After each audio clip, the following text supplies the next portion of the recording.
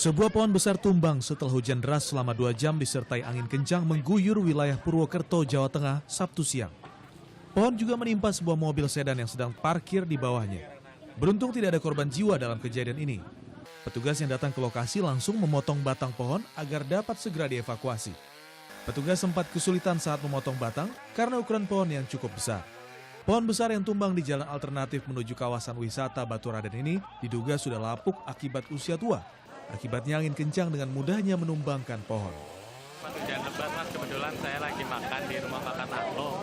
Terus tiba-tiba sekitar 3:30 itu hujan udah agak reda, dikabarin sama salah satu karyawan Anglo, katanya itu ada mobil kejatuhan. Ternyata mobil saya itu kebetulan lagi parkir di situ yang kena pas kejatuhan di mobil.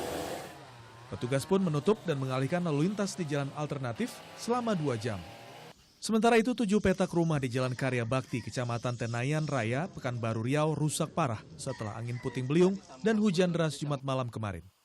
Pohon-pohon tumbang dan atap rumah beterbangan terbawa angin kencang. 2 rumah warga pun hancur akibat terjangan angin puting beliung. Yang hancur betul 2 petak. Yang rumah itu ibu habis hancur semua kan, tapi ini kan ada apa tadi, sudah diperbaiki tadi ke pagi tadi kan, diteroyong orang tadi, terus sampai dapur semuanya hancur tuh.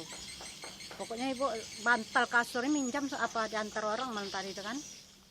Tidak ada korban jiwa dalam kejadian ini, pemilik rumah pun terpaksa mengungsi ke rumah kerabat mereka.